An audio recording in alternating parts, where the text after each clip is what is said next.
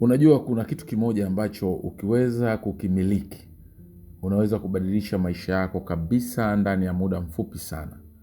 Kitu ambacho hakihitaji fedha, hakihitaji connections, lakini kina nguvu kuliko chochote unachokijua. Lakini kuna tatizo moja kubwa. Hiki kitu hakifundishwi shuleni, hakizungumzwi wazi, na kwa namna fulani ni kama kinafichwa.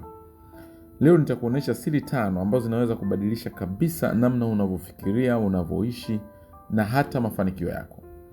Na ukibaki mpaka mwisho, kuna siri ya mwisho ambayo inaweza kukufanya uone dunia kwa macho mapya kabisa. Siri ya kwanza, akili yako inaamini kila unachojiambia mara kwa mara. Watu wengi wanafikiri akili yao ni kitu cha kawaida tu, lakini ukweli ni kwamba akili yako haina uwezo wa kubagua ukweli na kile unachojirudia kila siku. Ukijiambia mimi siwezi, mimi sina bahati, mimi sifai, badala ya muda akili yako itaamini hivyo hivyo kama ni ukweli. Lakini hapa ndipo siri ilipo. Ukianza kujirudia maneno tofauti, kwa maana ninaweza, nitafanikiwa au mimi nina thamani, akili yako inaanza kubadilika pole pole. Hii ndio sababu baadhi ya watu wanafanikiwa haraka kuliko wengine. Sio kwa sababu wana akili zaidi, ni kwa sababu wanajua jinsi ya kuiprogram akili yao.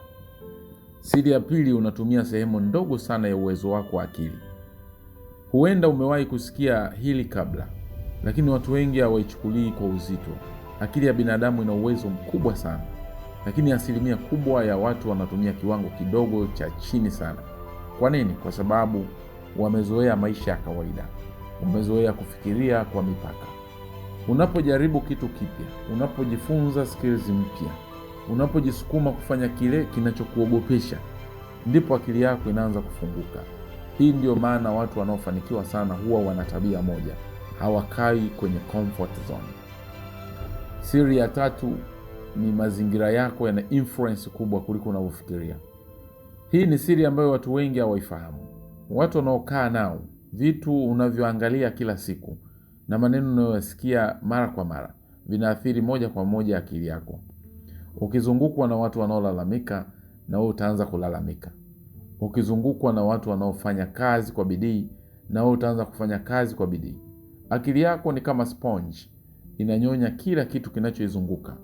Ndio maana watu wachache wanafanikiwa, kwa sababu wanachagua mazingira yao kwa maksudi.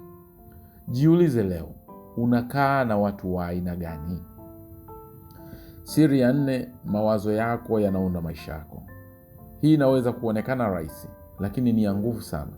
Kila kitu unachokiona leo katika maisha yako kilianza kama wazo. Nyumba, biashara, mafanikio, hata kushindwa kulianza kama wazo. Yote yalianza kichwani. Ukifikiria sana kuhusu matatizo, utayaona kila mahali.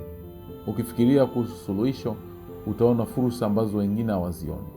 Hii ndio sababu watu wawili wanaweza kuishi maisha yanayofanana sana, lakini mmoja awe na furaha na mwingine asiwe nayo. Tofauti iko kwenye namna wanavyofikiria. Siri ya 5, hii ni siri kubwa zaidi. Ukidhibiti akili yako, unaweza kudhibiti maisha yako. Hii ndio siri ambayo watu wachache sana wanaielewa. Ukishajifunza kudhibiti mawazo yako, kuchagua unachokifikiria, kuondoa hofu zisizo na msingi, unakuwa na nguvu ambayo haiwezi kuzuiliwa. Huwezi tena kuathiriwa kirahisi na maneno ya watu. Huwezi tena kukata tamaa. Na muhimu zaidi, unaanza kuona maisha kwa mtazamo wa ushindi. Lakini hapa ndipo watu wengi wanashindwa. Wanataka kubadilisha maisha yao bila kubadilisha akili yao. Na ukweli ni huu: maisha yako hayawezi kubadilika mpaka akili yako ibadilike. Sasa fikiria kidogo. Ni mambo mangapi umekuwa ukijiambia ambayo yanakuzuia? Ni watu gani wanakuzunguka wanaokurudisha nyuma? Na ni mawazo gani umekuwa ukiyapa nguvu bila kujua? Leo unaweza kufanya uamuzi mmoja tu wa kuanza kudhibiti akili yako. Na kumbuka, akili yako inaweza kuwa rafiki yako mkubwa au adui yako mkubwa. Inategemea unaichukuliaje. Kama umejifunza kitu kwenye video hii, hakikisha unapiga like, subscribe na ushare na mtu ambaye anahitaji kusikia hii. Kwa sababu wakati mwingine kile kinachokutenganisha na mafanikio sio uwezo, ni kile tunachoamini ndani ya akili zetu. Tuonane kwenye video inayofuata. Mimi nasema asante na bye bye.